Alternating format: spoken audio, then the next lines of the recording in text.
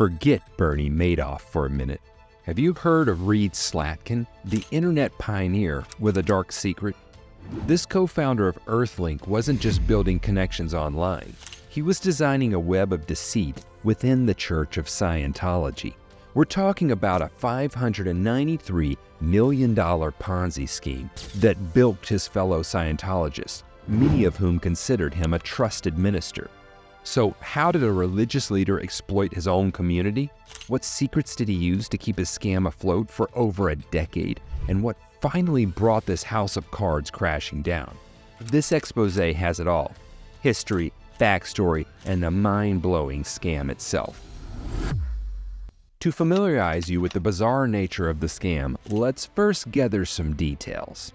This is about a Scientology minister who ran a massive Ponzi scheme right under the noses of Hollywood's elite. So he wasn't an average crook or a shady outsider. He was a respected figure within the Church of Scientology. Using his position as a minister, he cultivated a network of trust with celebrities and Hollywood heavyweights.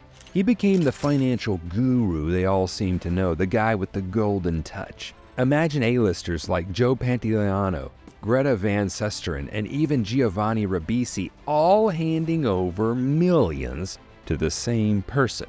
That person was Reed Slatkin, and the millions he received weren't the result of some brilliant investment strategy. They were feeding a monstrous Ponzi scheme that would snowball into one of the biggest financial frauds in U.S. history.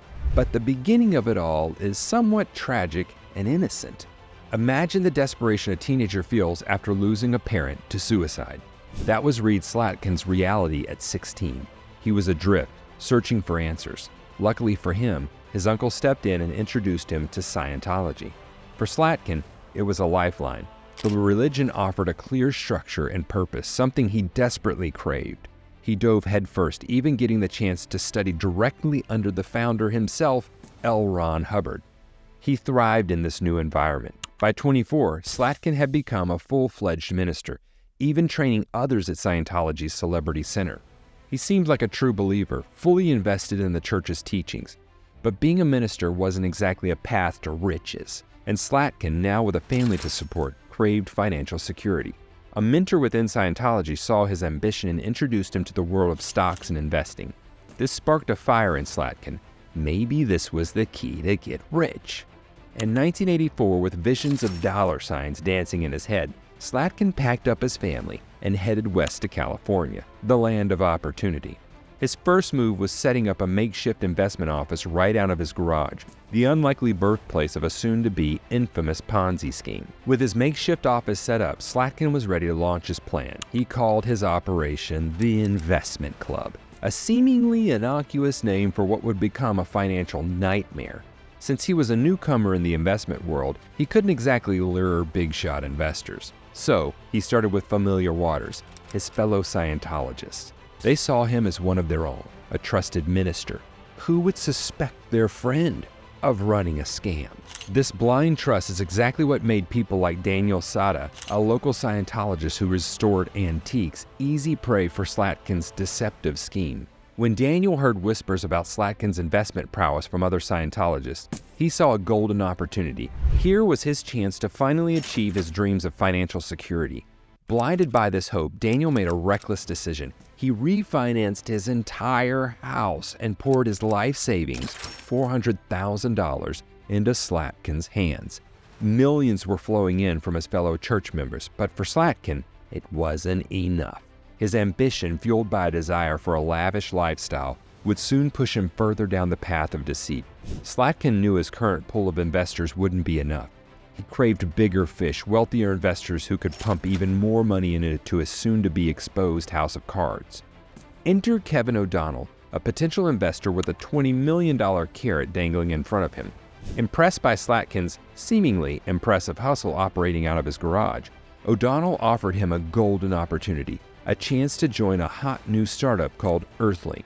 O'Donnell needed financial backing, and Slatkin saw a chance to not only invest his own money, but also gain credibility with a legitimate business venture. He invested $75,000 and became part of Earthlink's inner circle. The gamble paid off big time. 3 years later, the company went public and Slatkin's initial investment ballooned to a great $100 million. But for Slatkin, this windfall was just the beginning.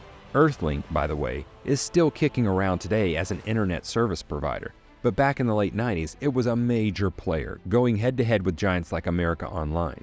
For Slatkin, Earthlink wasn't just a successful investment, it was a golden ticket to a whole new world of investors. His association with a legitimate, booming company gave him an air of credibility he desperately needed. Coupled with his inflated claims of managing over $25 million, Slatkin became a magnet for Hollywood's elite. He reeled in a string of high-profile victims, including actors like Giovanni Ribisi and Joe Pantoliano, as well as TV personalities like Greta Van Susteren. Some, like Ribisi, were fellow Scientologists, but it seems Slatkin wasn't picky. He cast a wide net, luring anyone he could find with dreams of easy riches, all to fuel his insatiable greed. With millions flowing in, Slatkin's lifestyle did a complete 180. The humble minister days were over. He developed a taste for the finer things, and a complete disregard for where the money came from. In 1993, he packed up his family and moved to Hope Ranch, an ultra-exclusive community in Santa Barbara, California. $1-million homes, fancy cars, it was all part of the new Slatkin persona. He wasn't just spending on himself, though. Slatkin started collecting expensive art, a hobby funded entirely by his ever-growing pool of stolen cash. He even attempted to buy his way into high society by joining prestigious country clubs, all with membership fees fueled by his fraudulent scheme. The ultimate insult? Donating money that wasn't his to charities, basking in the praise and social clout while his victims' life savings continued to disappear. Slatkin's lavish spending spree only fueled his image as a successful businessman and philanthropist. His generous donations to the Church of Scientology and various charities solidified his reputation as a big shot with a big heart. Little did anyone know the facade was about as sturdy as a house of cards. Behind the mask of wealth and benevolence lurked a cunning schemer. While he enjoyed his newfound status, Slatkin's investment club was still very much in operation. To keep his web of lies spinning, he promised his investors a guaranteed 24% annual return, touting his expertise in stock trading and hot startup investments. Of course, these claims were as fake as his designer suits. The truth was far more sinister. Slatkin was running a classic Ponzi scheme, relying on a constant influx of new money to pay off existing investors and keep the illusion of success alive. Slatkin presented himself as an experienced investor and a technical analysis wizard. However, despite his claims, he mainly directed his clients' funds into underperforming real estate and tech startups that failed to deliver. In 1992, he secured one of his most significant clients when he convinced film producer Jay Cedris to invest. Cedris had carved out a successful career in the film industry, having impressive credentials like The Matrix Reloaded, Edward Scissorhands, and Ghoulies. As per his IMDb profile, Cedris contributed as a production accountant or a consultant on these films, along with other roles such as financial representative and executive producer. During an interview, Cedris revealed that he found himself with some money to spare for the first time and was eager to invest it wisely for growth. Slatkin's pitch seemed promising, and the quarterly statements indicating consistent growth reassured Cedris. Little did he know he was being deceived. Now, the downward spiral of Slatkin's career began when he refused to register as an investment advisor. This decision caught the attention of the U.S. Securities and Exchange Commission, the SEC, leading to an investigation into his investment club in November 1999. As Slatkin's name gained prominence, the SEC became aware of his activities and found it suspicious that he was operating as an unregistered investment advisor. This scrutiny marked the beginning of the unraveling of his scheme. In the United States, individuals or entities investing money for others are required to register either with the state or the Securities and Exchange Commission, the SEC, to ensure compliance with legal and safety standards. Registration with the state is necessary for those managing funds under $100 million, while those handling larger sums must register with the SEC. When Slatkin faced questioning from SEC regulators about his business practices, his only recourse was to attempt to divert their attention elsewhere in order to evade detection. In an attempt to evade scrutiny, Slatkin portrayed himself as retiring, informing regulators that he would liquidate all his accounts. He sent letters to his investors and even provided fabricated liquidation statements to the SEC. However, this was merely another misdirection tactic by Slatkin, as he continued to solicit more investments. Even while under investigation, he managed to attract over $100 million in new investments, exploiting the trust of unsuspecting investors. One of the investors ensnared by Slatkin was John Poitras, whose involvement would ultimately lead to the unraveling of Slatkin's scheme. Slatkin managed to persuade Poitras to invest a substantial sum of $15 million. However, shortly after investing, Poitras, a retired venture capitalist, grew wary and desired to withdraw his funds. Despite Poitras' persistent attempts to retrieve his money, Slatkin continuously provided excuses for delaying the return of his investment. This reluctance to return Poitras' funds signaled the beginning of the end for Slatkin's fraudulent activities. Facing mounting pressure from many investors seeking to withdraw their funds, Slatkin found himself at a loss for what to do. In a desperate attempt to stall their demands, he concocted an elaborate tale involving a fictitious Switzerland brokerage firm named NAA Financial, claiming that this imaginary entity was holding $500 million of its funds. Slatkin spared no effort in fabricating supporting evidence for this story, crafting fake documents and even creating fake business partners. His attention to detail was great, down to ensuring that his fake company had a European ringtone. However, the magnitude of the lie proved too immense to sustain, and the ruse crumbled under closer scrutiny. With the truth exposed, there was no halting the downward spiral that had been set in motion. John Poitras endured 6 weeks of excuses and empty promises from Slatkin before reaching his breaking point and seeking legal recourse. Poitras' lawyer filed a civil lawsuit, leading to a judge ordering the freeze of all of Slatkin's assets. With his resources inaccessible, Slatkin's Ponzi scheme rapidly collapsed. Left with no alternative, Slatkin filed for bankruptcy on May 1, 2001. However, his troubles were far from over. Just 10 days later, the SEC initiated a lawsuit against him for violating federal securities laws, intensifying the momentum of his downfall. Slatkin's choices began to catch up with him as consequences snowballed.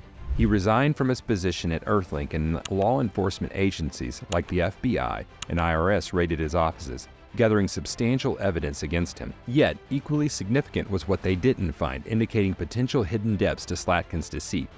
There was no paper trail to substantiate any of the investments Slatkin claimed to have made.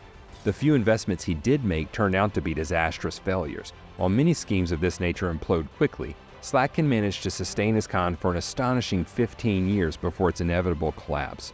Throughout his scheme, Slatkin managed to swindle $600 million from his victims, with $200 million disappearing without a trace. In a desperate attempt to deflect blame, Slatkin pointed fingers at the Church of Scientology. He claimed to the court that he feared shutting down his operation due to potential repercussions from the church. Given the significant involvement of many of Slatkin's friends within Scientology, it's understandable why he would be apprehensive about potential repercussions. In 2003, Reed Slatkin pleaded guilty to a litany of charges including wire fraud, mail fraud, obstruction of justice, and money laundering. As a consequence, he was sentenced to 14 years in prison and ordered to repay $240 million in restitutions. Furthermore, individuals who profited from Slatkin's scheme were also held accountable. For instance, Greta Van Susteren and her husband agreed to return $700,000 of their profits out of a total of $939,000 earned through Slatkin's scheme. The Church of Scientology publicly condemned Slatkin's actions, asserting that he had violated their code of ethics. Consequently, they severed all ties with him and expelled him from the organization. Despite reports from other Scientologists regarding Slatkin's character being disregarded for years, the church fiercely resisted returning the money they had received from Slatkin. Ultimately, they settled on repaying $3 million. Slatkin served 10 years in prison before his release. He spent the following 2 years with his family before passing away from a heart attack in 2015. Reed Slatkin's story ended with his death, closing the chapter on a notorious Ponzi scheme that defrauded countless victims of millions of dollars.